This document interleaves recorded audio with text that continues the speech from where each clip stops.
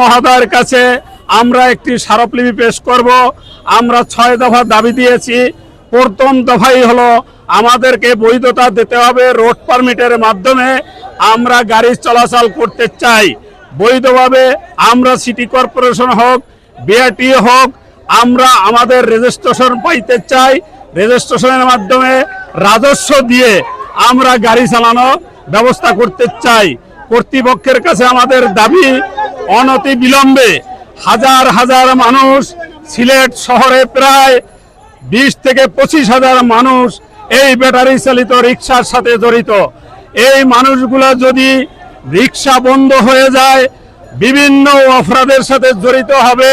বেকার হয়ে গেলে বিভিন্ন অপরাধের সাথে জড়িত হয়ে যাবে। তাই অবিলম্বে আমি সিলেটের প্রতিনিধি তো যারা করছেন, রাজনীতিবিদ সহ সবার কাছে আকুল আবেদন, আমাদেরকে রোড পারমিট দিয়ে বৈধভাবে চলার তৌফিক দিয়ে সুযোগ দেওয়া হোক। এবং পাশাপাশি আমরা ডিসি মহোদয়ের কাছে দাবি জানাতে চাই, যতক্ষণ পর্যন্ত সিদ্ধান্ত না হয় ততক্ষণ পর্যন্ত আমাদেরকে একটা রোড ম্যাপ দেওয়া হোক। এই রোড ম্যাপের ভিতরে আমরা থাকব। ওনাদের যেখানে নিষেধাজ্ঞা থাকবে এখানে আমরা যাব না, চলাচল করব না।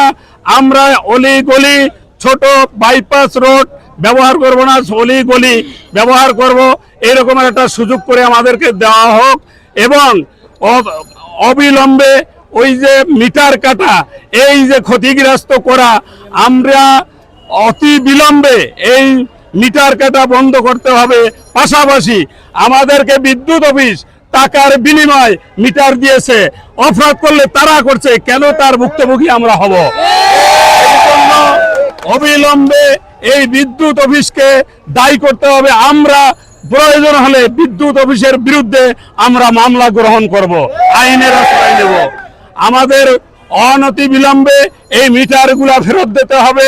পাশাপাশি আমাদের চলার জন্য একটি ব্যবস্থা করে দিতে হবে। আমরা সুশৃঙ্খলভাবে ডিসি মহোদয়ের কাছে স্মারকলিপি পেশ করব। পেশ করার মাধ্যমেই আগামী দিনের কর্মসূচি আমরা ঘোষণা করব ইনশাআল্লাহ। আমরা সাংবাদিক বন্ধুদেরকে বলতে চাই, দেশব্যাপী এই আন্দোলনের জোয়ার শুরু হয়েছে। আপনারা দেশবাসীকে, বিশ্ববাসীকে জানিয়ে দিন, আমরা আমাদের ব্যাটারি চালিত রিক্সা দিয়ে আমাদের জীবনযাপন করতে হয়। আমরা অনেক মানুষ বেকার হয়ে যাব। প্রায় সিলেটে 20-25 লাখ মানুষ এই রিক্সার সাথে জড়িত। আমরা স্বল্প আয়ের মানুষ, স্বল্প পয়সার মাধ্যমেই আমরা ব্যবসা করে খাচ্ছি। আমাদেরকে এই ব্যবসা করার সুযোগ দেওয়া হোক। আমরা কোনো জায়গায় স্ট্যান্ড করি না, আমরা কোনো জায়গায় বিশৃঙ্খলা করি না।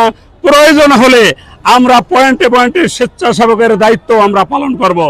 আমরা প্রয়োজন হলে এই ব্যাটারি চালিত রিক্সায় কোনো জায়গায় দুর্ঘটনা না ঘটে, সেই জন্য প্রয়োজন হলে আমরা প্রশিক্ষণের ব্যবস্থা করব।